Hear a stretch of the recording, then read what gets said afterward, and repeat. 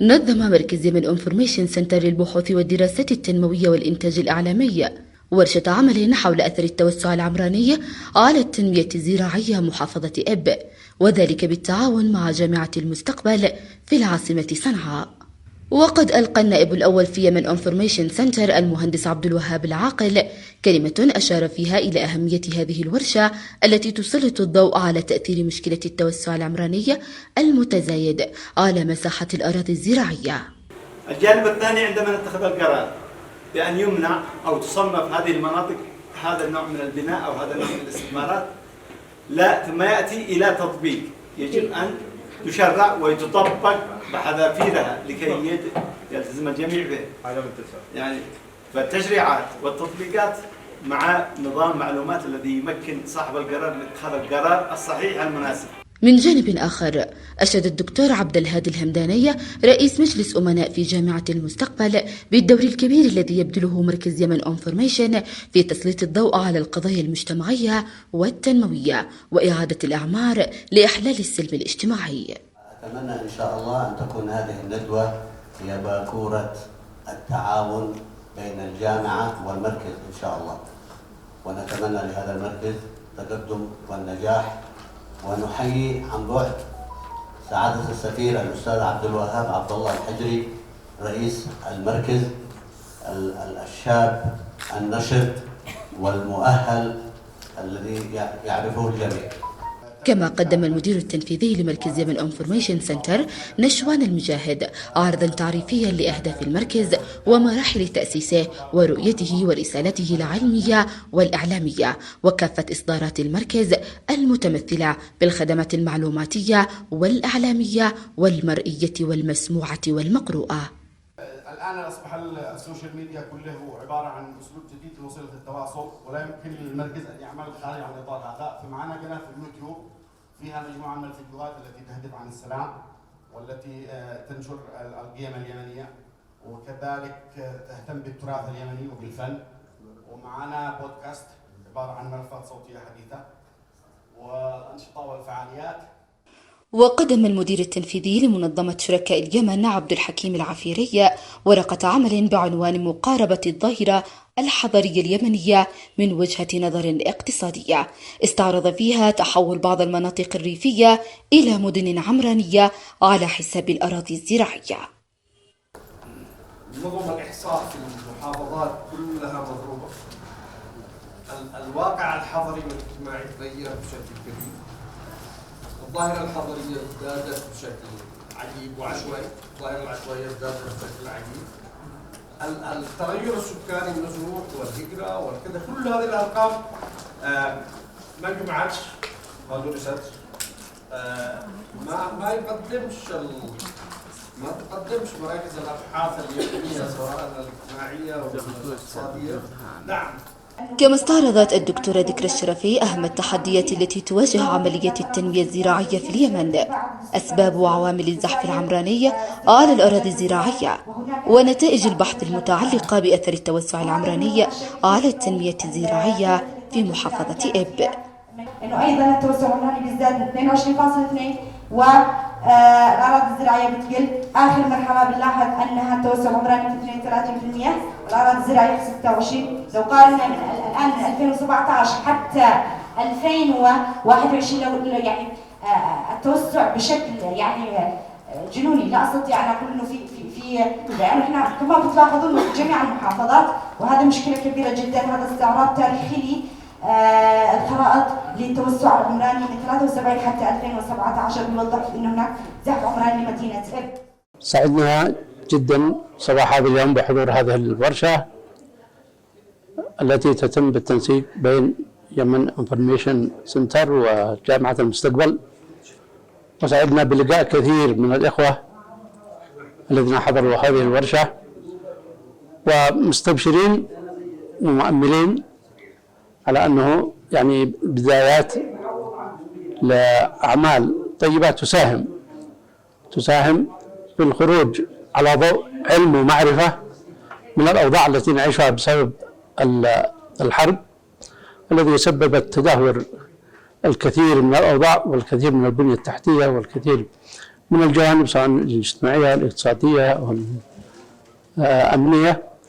ومثل هذه الورشات والتي تركز على الدراسات والبحوث وإقامة ورشات وندوات ومؤتمرات لمناقشة كثير من الجوانب تساعد في إيجاد رؤى يتم على ضوءها العمل على بصيرة لإعادة كثير مما تسببت فيه الحرب من تدهور في مختلف المجالات.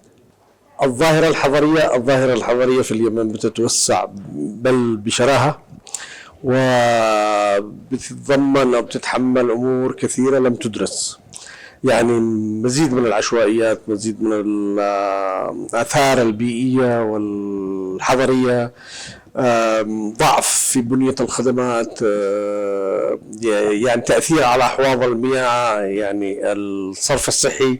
هذه المواضيع المهمة هي نزول مباشر للواقع، وأنا كثير يعني أتمنى على المركز في المستقبل أنه يعطي مساحة أوسع للبيانات والمعطيات الجغرافية. بالنسبة لورشة اليوم أنا أشكر المركز على إحياء هذه الورشة، جميلة جدا وملمة ورائعة، تقبلت أو أخذت موضوع مهم وحساس، ولا نقول على مستوى محافظة إبا، أتمنى أن تكون على مستوى المحافظات الأخرى وتستهدف المحافظة الثانية محافظة صنعاء. هنالك أثر بالغ على الأراضي الزراعية وعلى الموارد المائية وعلى البيئة، على صحة، كذلك على الإنسان من ناحية الكثافة السكانية التي سوف يترتب عليها في الأعوام القادمة.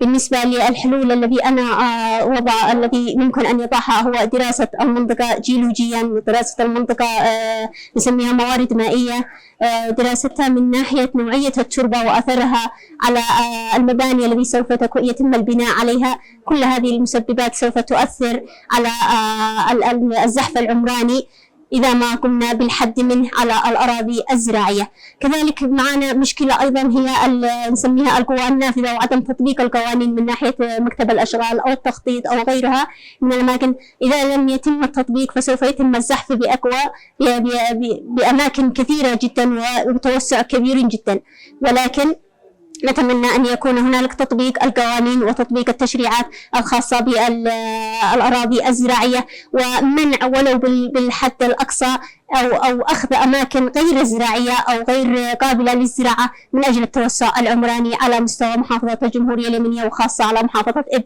التي كانت تسمى في السابق باللواء الأخضر، المتنفس الوحيد للجمهورية اليمنية من الناحية الزراعية ومن الناحية البيئية. الظروف الحالية سواء ظروف الحرب أو ظروف انعدام سلطة الدولة يمثل نوع من غير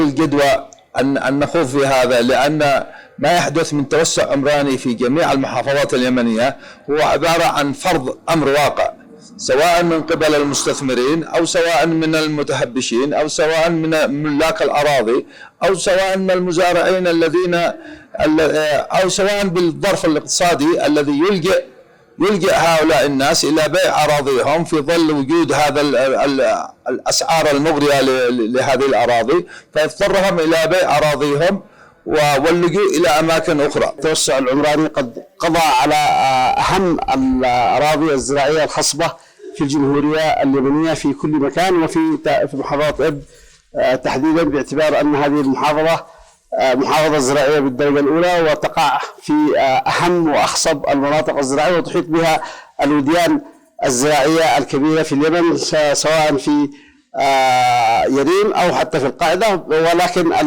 الندوة تناقش تحديدا مدينة إب والمدن والمديريات المجاورة لها إلى جبلة، وهذه القضية قضية كل اليمنيين وليست فقط قضية أبناء محافظة إب، باعتبار أن هذه المحافظة متنفس لجميع اليمنيين، وهي منطقة مميزة سياحيا وزراعيا وبيئيا في اليمن. وإذا ما تم القضاء على هذه المساحات الخضراء المحيطة بالمحافظة، والتي هي مهمة جدا من الناحية الاقتصادية بالنسبة للإنتاج الزراعي، أيضا هي من الناحية البيئية مهمة جدا ومن الناحية السياحية.